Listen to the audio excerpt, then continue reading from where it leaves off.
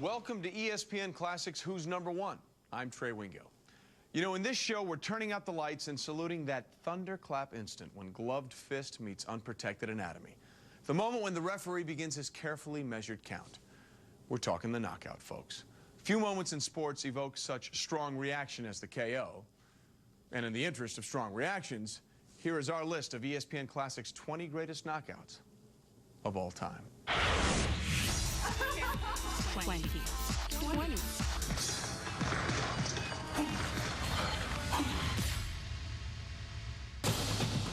On June 20th, 1960, Floyd Patterson fought Ingemar Johansson in New York's Polo Grounds, seeking not only to avenge the 7-knockdown humiliation he suffered almost a year earlier,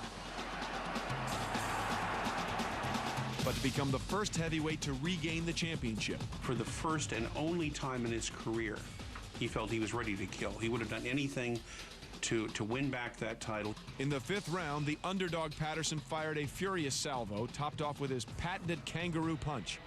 His pride and his belt restored and reclaimed.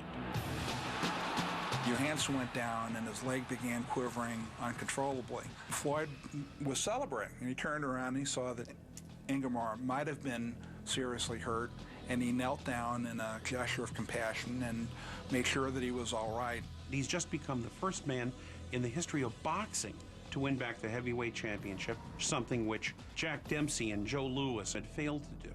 And what is he concerned with the fact that he might have hurt or even killed this man? What have I done? That was Floyd Patterson. Floyd Patterson was not one of the greatest heavyweight champions. He might have been one of boxing's greatest gentlemen, though.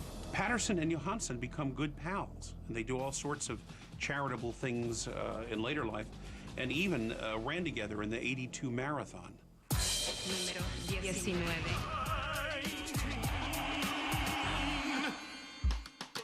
Touted as a rising star, Tommy the Duke Morrison was known for his power. On October 18, 1991, in Atlantic City, he fought another big banger, WBO heavyweight champion Ray Mercer. Ray Mercer had the two assets that alone can make you a contender: punching power and a good chin. Tommy Morrison is viewed as the up-and-coming heavyweight. One shouldn't use in a PC world great white hope, but he was. This was seen as his coming-out party. That coming-out party looked to be a smash hit, at least in the first 3 rounds. Morrison was hitting with power, he was boxing, he was doing all the things you had to do. But in the 4th round, Mercer rallied, and in the 5th, he turned merciless, unleashing a fearsome barrage. Mercer with 2 good right hands. And now Mercer on Morrison in the corner. And Mercer's all over him, and Morrison in trouble. Probably the most devastating, continual knockout I have ever seen. I counted at least 8 punches after Tommy had dropped his arms in surrender that hit him flush. 28 seconds in, referee Tony Perez called a halt. That image of Morrison getting knocked out slowly and brutally is one I will never, ever forget. You go into battle, you either die or you live. And I'm living. Number 18.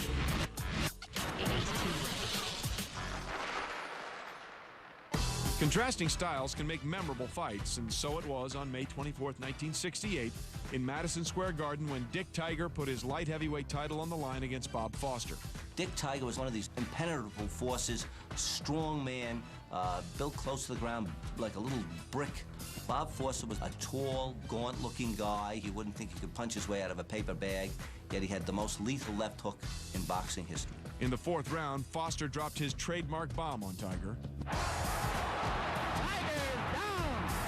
Bob Foster throws a picture book left hook that basically took Dick Tiger's head off. You would have thought he killed Dick Tiger. He was prone on the canvas. Yet the great heart of Dickie tries to get up, but it's just not there. With that one punch, Foster not only separated Tiger from his senses, but also his belt. That was the first real hard punch you threw, wasn't it? Yeah, I was setting him up just for one good shot. The new champ would go on to successfully defend his title 14 times, 10 by knockout. Foster's career was built around that punch, and he lasted as one of the all-time great light heavyweight champions. Número 17.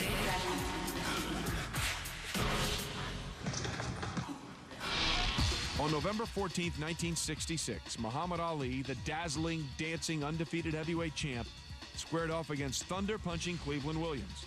Cleveland Williams was a guy who had one thing going for him. He could knock out a horse if he hit it in the head. At 6'4", 210, Williams was formidable.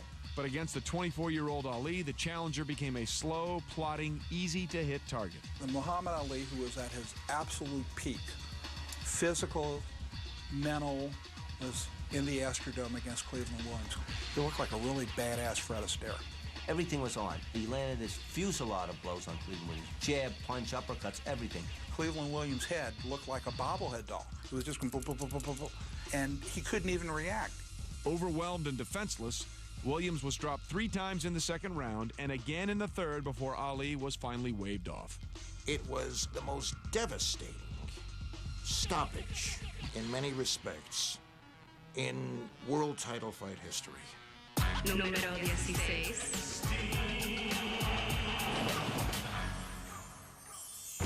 When Ezzard Charles defended his heavyweight title in Pittsburgh on July 18, 1951, he did so as a warrior, scarred, proud, and ever ready.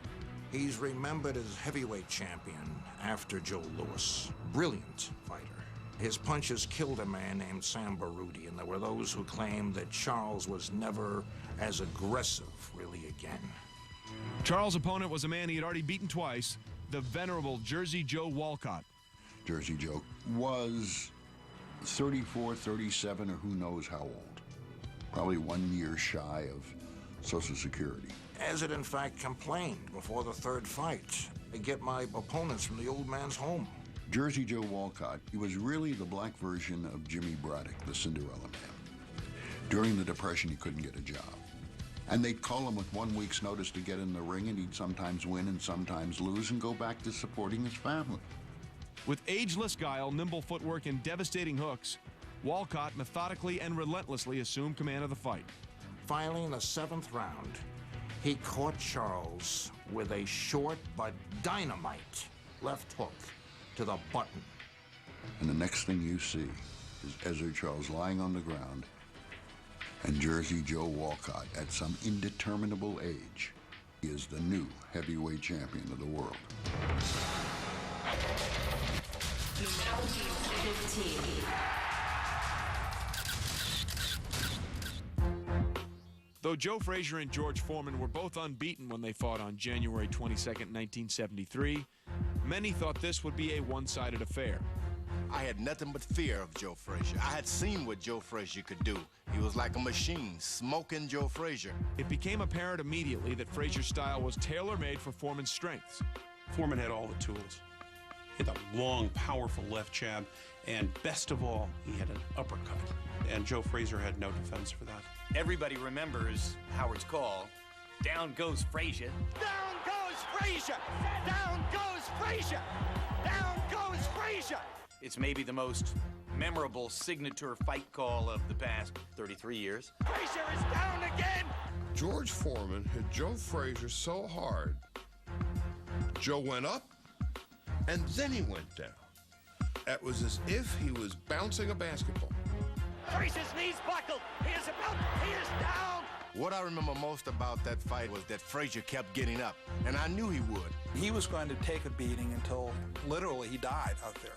Frazier was down 6 times in only 4 minutes and 35 seconds. Foreman hadn't just won the belt, he'd ripped it from Smokin' Joe. Had you had a nickname at that time, it would have been George Invincible Foreman. It was unbelievable what he had done.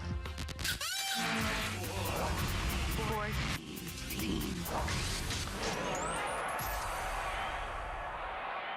On June 18, 1941, in New York's Polo Grounds, when Billy Conn met Joe Louis, the former light heavyweight champ was given little chance, and with good reason. Joe Louis was the quintessential world heavyweight champion. He held the title longer than anybody, almost 12 years in fact. To lend the fight at least an appearance of competitiveness, the officials played games with the actual weights. Weights were announced for this fight.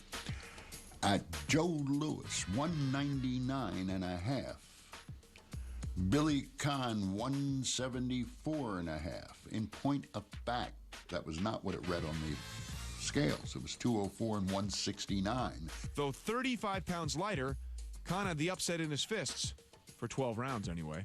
Khan not only outboxed Lewis, but continually beat him to the punch and really began to beat him up. Goes back to his corner, Khan does, after the 12th round.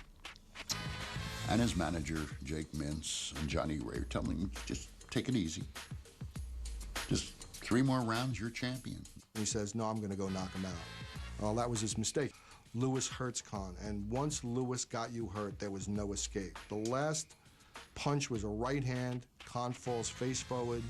He gets up at the count of 11, and the fight was over.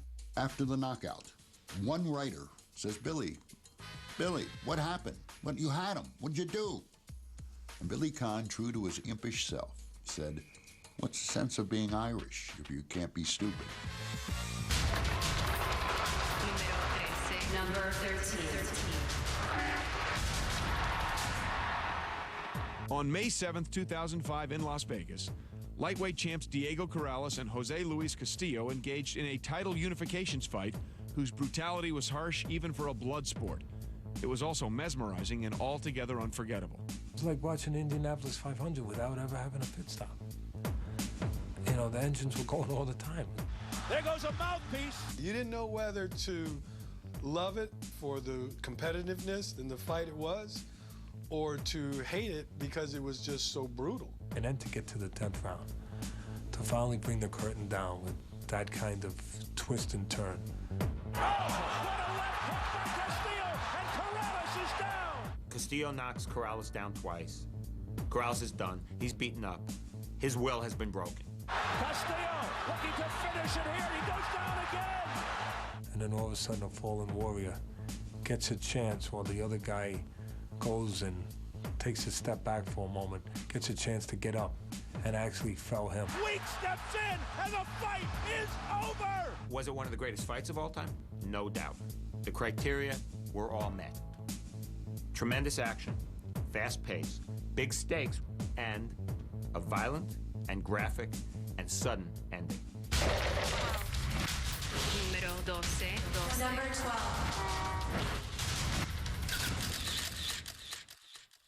When Ali entered the ring in Kinshasa, Zaire on October 30th, 1974, there was concern for his welfare as he met the imposing heavyweight champion George Foreman. Foreman was undefeated. He had knocked out Joe Frazier in 2 rounds. He knocked out Ken Norton in 2 rounds.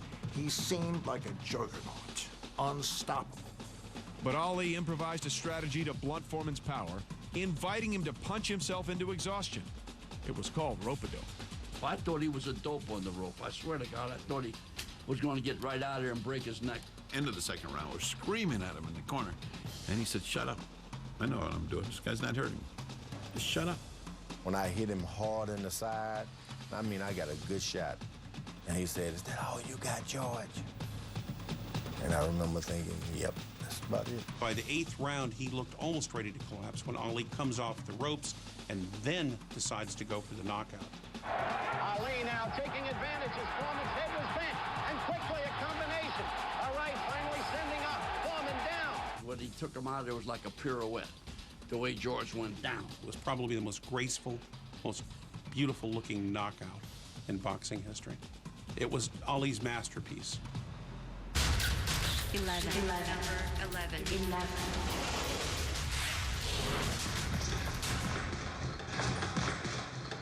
On August 2nd, 1980, in his hometown of Detroit, Thomas Hearns sought the WBA welterweight title held by Pepino Cuevas. Hearns' chin was suspect. Cuevas' power was not. Many people felt that once Pepino hit Tommy on that chin, it would be all over. But Hearns was every bit the hitman, needing less than 2 rounds. Hearns chased him around the ring, and then when Cuevas tried to move in on him, he just punched him even harder. You could see the look of incredulity on his face, that how on earth did this guy hit me that hard?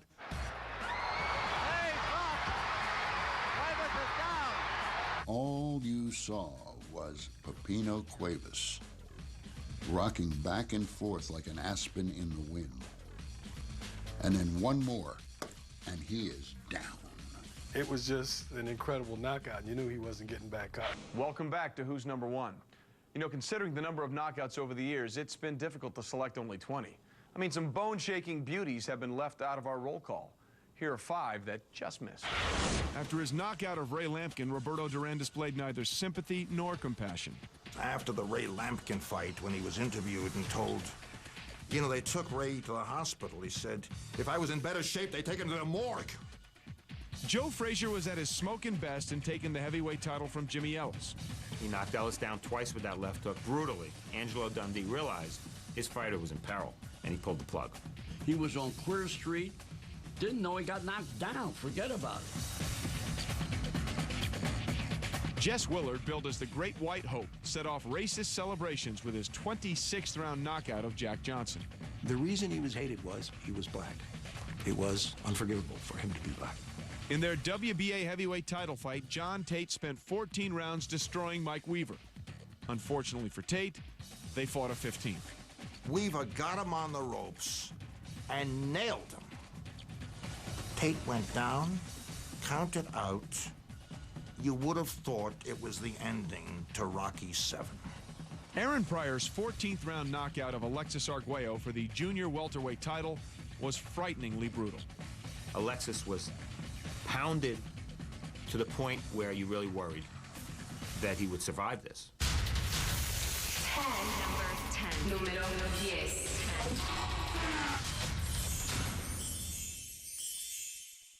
On October 16, 1909, in Colma, California, heavyweight champ Jack Johnson and middleweight king Stanley Ketchel agreed to mute their power to fight what Johnson thought would be an exhibition. But it stopped being for fun in the 12th round. To Johnson's astonishment and fury, Ketchel's manager shouted, "Now, Stanley, now," and he threw a big right hand and knocked Johnson down. Johnson landed on one glove, jumped up, and hit Stanley Ketchel as hard as any human being has hit another. And the next thing you see is Stanley Ketchel lying on the canvas in a crucifixion imitation, out, while Jack Johnson is standing behind him, picking 2 teeth out of his gloves that don't belong to him, they belong to the fallen Ketchel. That might be the most spine-chilling knockout in the history of boxing. Number 9.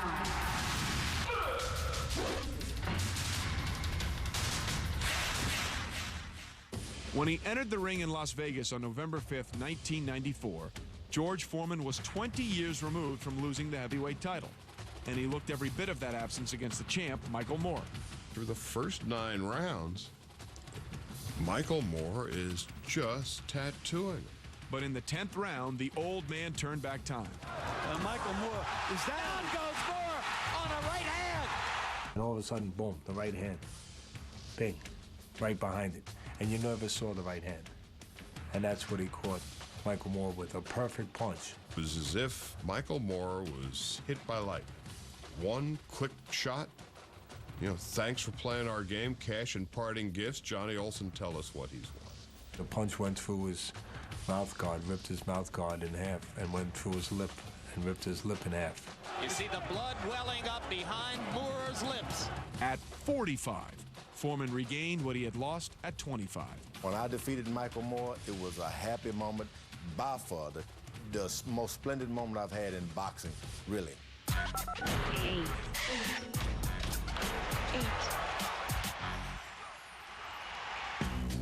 When Rocky Graziano and Tony Zale met for the middleweight title, they'd already traded the crown in 2 bouts that had entered into boxing legend. These were what fight writers call wars. Well, they're not war, but that's about as close as you can get to war without ever having a war, Zale and Graziano. They fight a 3rd time in 1948 in Newark, New Jersey. This time, Graziano goes in as the champion. And this time, Zale comes out as the champion. In the first round, Zale floored Graziano. And just as the bell rang, Zale let fly a right to the heart, which landed after the bell rang.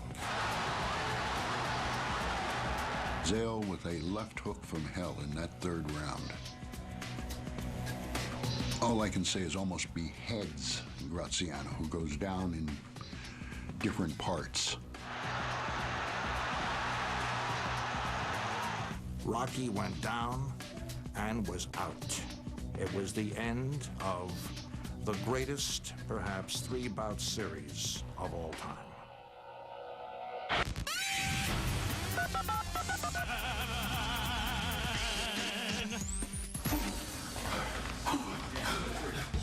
Buster Douglas, a 42-1 underdog, was supposed to be just another appetizer for heavyweight champ Mike Tyson when they met in February of 1990 in Tokyo. He didn't have the discipline, he didn't have the mental toughness, or if you want to just be really crude, he didn't have the heart. But for one enchanted evening, Douglas was all he'd never been.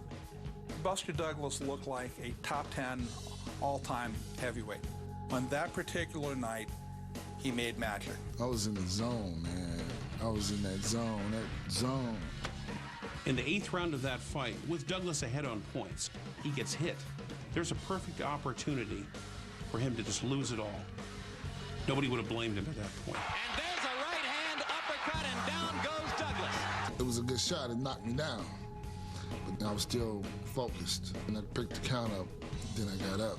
Went right back to work. Started punching again. Letting them hands go. He showed you that, yeah, he did come to win this fight. He did come to right some wrongs of his past. In the 10th round, Douglas put the finishing touches on one of the sport's most memorable upsets. The knockout sequence that Douglas lays on Mike Tyson is one of the best combinations that I've ever seen in boxing. Oh, the uppercut. What an uppercut by Douglas, and down goes Tyson. We just seen the shot, pivoting, pow! Then was able to finish him.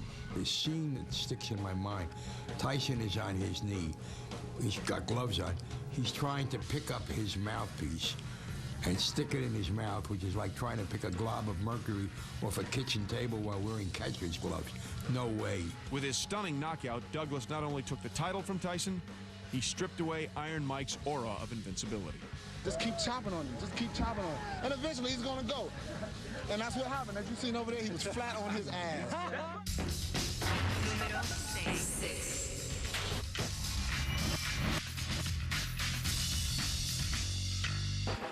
In their first fight earlier in 1955, Carmen Basilio ended a violent and epic bout with a knockout of Tony DeMarco at 152 of the 12th. The rematch on November 30th in Boston Garden turned out to be deja vu all over again. It is in many ways a duplication of the first fight because DeMarco just tees off. He is rocking Carmen. As in the first fight, Basilio found a reservoir of energy in the 8th round and rallied. Carmen just came on and again wore him down. It seemed Basilio had this residue of energy and pure gumption, which was bottomless. By the 12th round, again, DeMarco is winded, wasted, and over. Carmen knocks him down. Tony was up at 7. Fair game. Carmen was on him again. Tony went down again, and the referee, Mel Manning, didn't even bother to count. Out.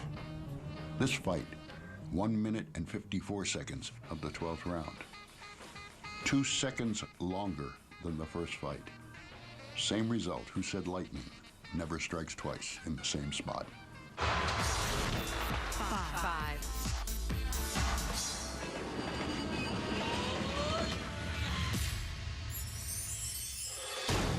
When Thomas Hitman Hearns met Marvelous Marvin Hagler on April 15, 1985 in Las Vegas, each was after more than the middleweight title.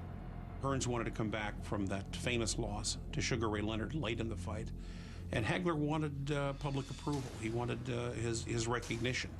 And they both clearly were not going to quit until one of them couldn't get up off the canvas.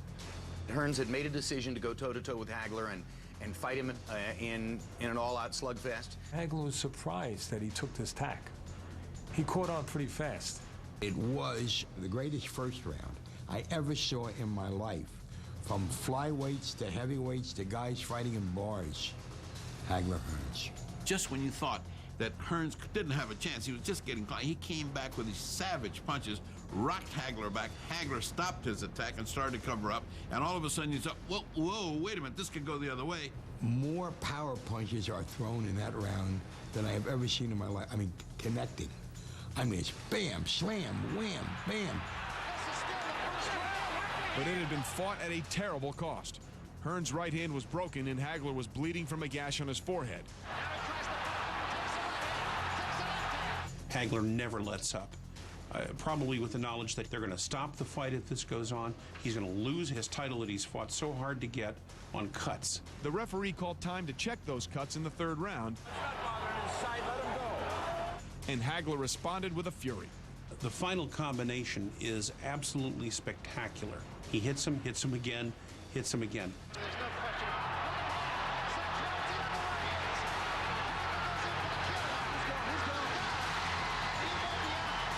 Tommy didn't have anything left. Once he got hit by Hagler, he was gone. He wasn't just knocked out, he was gone. Hagler retained his title, and boxing had an 8-minute classic for its archives. It was a spectacular fight. I don't think you'll see any great fight in the last 30, 40 years that has much action in 3 rounds. Number 4.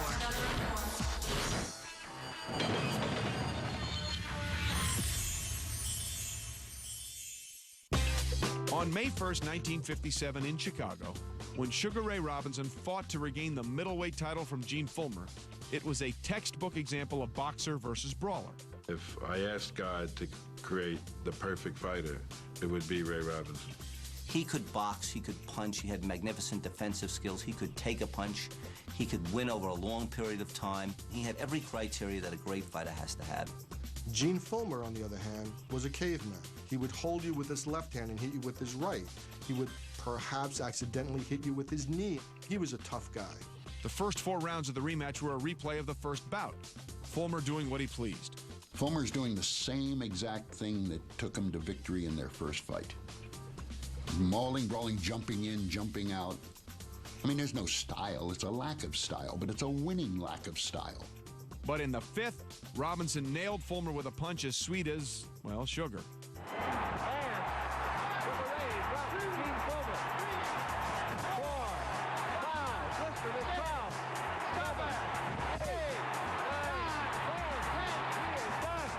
In 75 years of boxing, that was the best left hook they figured it was ever thrown, and it happened to catch me on the chin. The next thing you see is Gene Fulmer on the ground, looking as if he's trying to take his glove off the ground, which has been epoxied to the canvas, and it's over. The only thing I remember is Robinson jumping up and down, and I wondered how come he was doing exercise between rounds, and when my manager told me they'd counted 10, and I knew I hadn't heard any of it, or I knew who it was on. At 35, Robinson had won the middleweight title for a record 4th time. This was the last great moment of Ray Robinson's career, but this one punch was one of the great punches in the history of boxing. 3.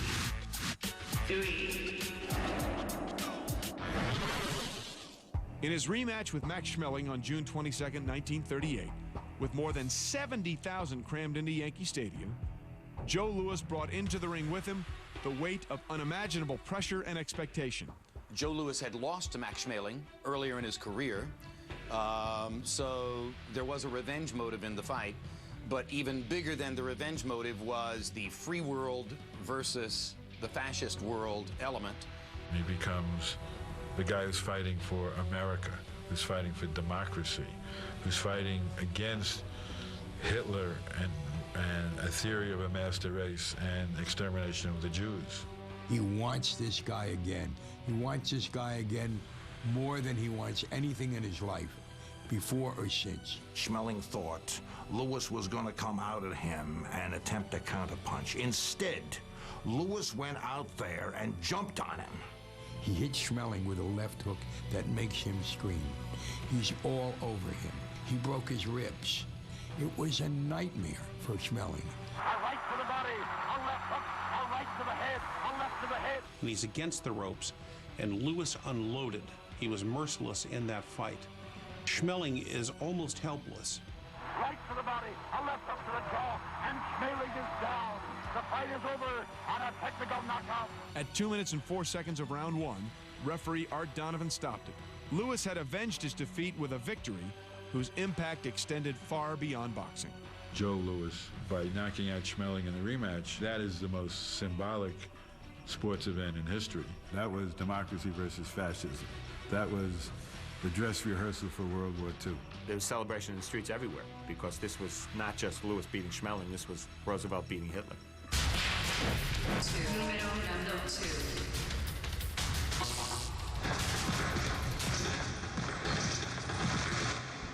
In the 1920s, known as the golden age of sport, giants walked the land. Babe Ruth, Bobby Jones, Bill Tilden, but perhaps none bigger than heavyweight champ Jack Dempsey. He was truly like a wild jungle beast. I mean, it was hard to describe the excitement that Dempsey engendered in the fans. Jack Dempsey was the Mike Tyson of his era. He had this ferocity. He had this killer instinct. Dempsey was served up a small mountain known as the Wild Bull of the Pampas. Louis Angel Firpo, this towering walking Andes from Argentina. Undefeated, but totally unschooled. He was like a Neanderthal fighting on steroids. A monstrous-looking guy would intimidate you just by stepping into the ring. So they put the fight on September 14, 1923 at the Polo Grounds. Jack came out, Firpo came out, flash knocked out of Dempsey, up immediately. And Dempsey then waded in. Wham! Down goes Firpo. 20 seconds into the fight, you have 2 knockdowns. Then after that, all hell breaks loose. Chaos reigns. There's knockdown 2, knockdown 3, knockdown 4, knockdown 5, knockdown 6, and knockdown 7 of Firpo. And each time he's knocked down, Dempsey stands over him like an avenging angel of death until his gloves leave the canvas and beats him back down again. In the midst of receiving all that cannon fire, Firpo summoned an attack. Firpo landed a hard punch and Dempsey went through the ropes. His whole body goes through the top 2 strands of rope like a letter going through a mail chute. Press lifts Dempsey back in. Firpo spends the last 30 seconds or so swinging at Dempsey. The crowd is on its feet. They have seen the greatest first round in boxing history. All told, Firpo's down 7 times in the first round. Dempsey's been down twice, and we have 14 long rounds to go. Come out second round. Dempsey comes right at Firpo. Bam, puts him down, and miraculously Firpo gets up, and bam, puts him down, and Firpo is still trying to get up when he is counted out by the referee Gallagher. Firpo lifted one leg when he was unconscious like a wounded steer. Boy, talk about drama. 11 knockdowns in 227 seconds. The greatest fight in history, period, end of paragraph. Welcome back to Who's Number One and the greatest knockouts of all time. Let's recap what we've seen so far. Ingemar Johansson, Floyd Patterson 2. Ray Mercer, Tommy Morrison. Bob Foster, Dick Tiger. Muhammad Ali, Cleveland Williams. Jersey Joe Walcott, Ezzard Charles III. George Foreman, Joe Frazier. Joe Louis, Billy Conn. Diego Corrales, Jose Luis Castillo. Muhammad Ali, George Foreman. Thomas Hearns, Pepino Cuevas. Jack Johnson, Stanley Ketchel. George Foreman, Michael Moore. Tony Zale, Rocky Graziano III. Buster Douglas, Mike Tyson. Carmen Basilio, Tony DeMarco II. Marvin Hagler, Thomas Hearns. Sugar Ray Robinson, Gene Fulmer II. Joe Louis, Max Schmeling II. Jack Dempsey, Luis Firpo. Well, of all the heavy artillery we've rolled out, here is the hit that ranks first. The #1 greatest KO of all time. Duck and cover. Number one.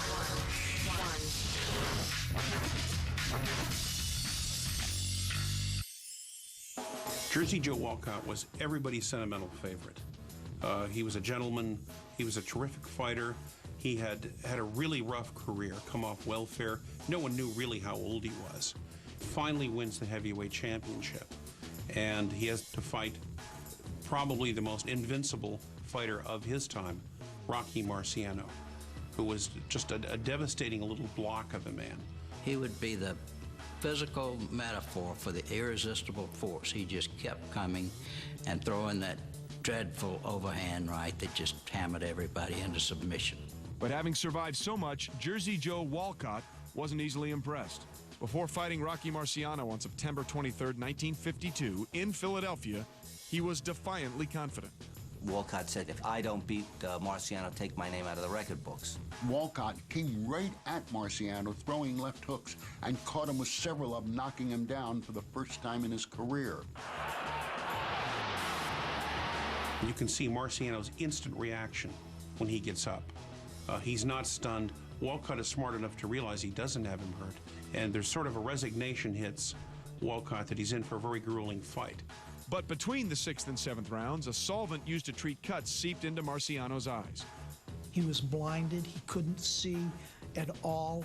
I had never seen him get pushed around the way he was. He was getting beat up. Finally, in about the 9th round, his eyes start clearing. He's back in the fight, and now Walcott, thinking he's got the fight in the bag, goes to his shuffle. I'll pop him here and move away, and it's working. Going into the 13th round, Walcott was comfortably ahead, and a battered Marciano looked to be wobbling to his first defeat.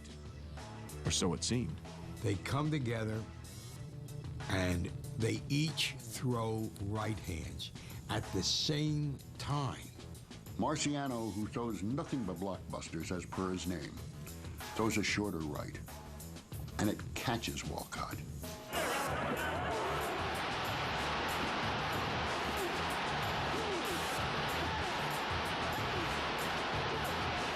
You look at Walcott's head, there's a terrible distortion. Everything just crunched together. And Marciano looks around to see that the ref isn't quite in view and adds a little left hook to send him on his way. The Marciano right hand that knocked out Walcott was probably the best right hand ever thrown. When the referee counts Joe Walcott out, you almost want to scream, forget it, just call the medics. Call the doctor in there now. Don't wait 10 seconds. You can count all day, 10, 10,000, 10 million, doesn't matter. He is out. It's the most devastating one punch in the history of boxing. Well, we've seen 20 pugilists knocked out, and now it's time for our rankings to be ranked. And for that, we turn to our second guessers, the ringside duo of Brian Kenny and Bert Sugar. Gentlemen, no low blows. All right, Brian Kenny, Bert Randolph, Sugar here at Gleason's Gym in Brooklyn. Let's talk about this, Bert. First, this is largely your list. Explain your criteria. Important fight, championship, almost without exception.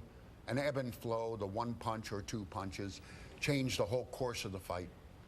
I think that I tried to put them in historical perspective today, yesterday, and there's one unstated element. They got to be showable. I don't want to do Goliath and David. Great knockout. Great upset. Is that on your upset list, Bert? Yeah, all right. So, and I was there. Yeah, I heard about that. I mean, we're splitting hairs here, but let's go over the list a little bit. At number 13, you have Corrales Castillo. And I don't, how is it that low? I mean, not that it's low, it's in your top 25, but why is it number 13? I mean, it's a lightweight championship fight. You have one guy going down twice in the same round. He comes back and beats the other guy for the lightweight title. I find it one of the great knockouts of all time. 13, I'm not superstitious. All we're doing is talking the degree of a great knockout, not the species. I identify it as such. But I'm trying to put him in perspective as a total history of the sport, not just the last 5 years. But you know what? But that's still part of the history. Even though it's recent history, you have to be able to place it in perspective. Do you think it'll move up through the years? On some people's list, it might go down. Would it surprise you if it went down as well? No, it would stun me because it shouldn't. Because you have it's for the lightweight championship. It was after 9 brutal rounds, and then in the ultimate round, nothing's ever been better. That was a great round. And I know you love Dempsey versus Firpo, but Firpo was not competitive in that fight. You had that number 2, Bert. I know Dempsey's a towering figure in the sport, but that fight was not competitive. Firpo knocked him down with the first punch. He pushed him out of the ring, Bert. That was the second knockdown. Where's the first one? Missing. No, on our films, yes, in America. Dempsey had it cut out. On the films you'll see in South America, and I've seen it, and it's in some libraries, unfortunately not yours, he knocks him down, Firpo does, with the first punch. That's competitive. According to you. I don't know if that's, I've never seen it. No one's ever seen it. It's part of the lore of boxing. I think that's it. I think it's part of the lore of boxing, and that's it. Now, Mike Tyson makes your list in a loss. You can't find a Mike Tyson knockout. There were so many great knockouts, and some of them were very significant. I mean, Marvis Frazier was not, but Mike Tyson knocking out Michael Spinks was for the heavyweight title. Spinks was kind of a linear heavyweight champion at that point. I just didn't find it to be the same significance, say, as, would you put it ahead of Corrales and Castillo? No, I wouldn't, because Okay, I'd have Corrales-Castillo. I'd have Corrales-Castillo number 2. That's why. So I would have agreed with my number 1. Yeah, number 1 is good. Rocky Marciano is fine. He stays at number 1. Yeah, he stays at number 1. Dempsey Firpo leave completely. You agree with something. No Tyson on this list as far as devastation, as far as complete dominance in the heavyweight division. I didn't see an ebb and flow where he did something against Trevor Berbick. That was an ebb and flow. He knocked out 2 men that night. You want to have him in against the photographer from Sports Illustrated? Yeah, Berbick bouncing around. How about Larry Holmes? I know it's an older Larry Holmes. That too was exhilarating. That didn't have the significance. Yeah, well, yeah. Tyson didn't climb off the canvas to knock people out. No, he just drilled them before they had a chance to hurt him. And I you're holding also that don't against have 2 11-second knockouts in their preliminary fighters. Lorenzo Kennedy is not on your list at all. Jerry Cooney, Ken Norton. I know it's, Cooney was not heavyweight champion, never became one. Devastating, yes, but Norton, that was his last fight. Why? Because he was over the hill, yes. Okay. Louis Rockman. Both of them. Either one. Pick one. And I like the second one better. And then both times the title changed hands, both times for the heavyweight title. You talk about being aesthetically pleasing. That second one was a beautiful right hand from Lennox Lewis. Oh, it was. Over a man who was doing this. Okay, he's the heavyweight champion of the world. He's holding his arms out because he's ready to get knocked out. He's hoping he doesn't get knocked out. He was incompetent. Well, no, he's the heavyweight champion of the world, though. And actually was a top 10 heavyweight for a long time, Rockman. I just didn't find that to have any of the juice that these others have. And would you put it ahead of your Castillo and Corrales? No, because Castillo-Corrales would be number 2, Bert. That's why. Only Rocky Marciano would I put ahead of Castillo-Corrales. All right, Bert. I'm going to work my list, all right? We'll do it another time. You've been working me over pretty well. Now that the second guessers have had their say, it's now time to see how you, the fan, voted on Sports Nation on ESPN.com. Number 5, George Foreman dismantling Joe Frazier. Number 4, Joe Louis pummeling Matt Schmeling in round 1 of their historic rematch. Number 3, Buster Douglas knocking out Mike Tyson in 1990. Number 2, with 48.9% of the vote, Rocky Marciano over Jersey Joe Walcott. And number 1 by the closest margin in Who's Number 1 history, with 49.8% of the vote, Muhammad Ali knocking out Big George Foreman in the Rumble in the Jungle. So that's it for this edition of ESPN Classic's Who's Number 1. I'm Trey Wingo, and thanks for joining us for the ranking of the 20 greatest knockouts of all time. Rest assured, we will be back to continue our countdown of the teams, the athletes, and the events that have shaped our world of sports. Until then, let the debating begin.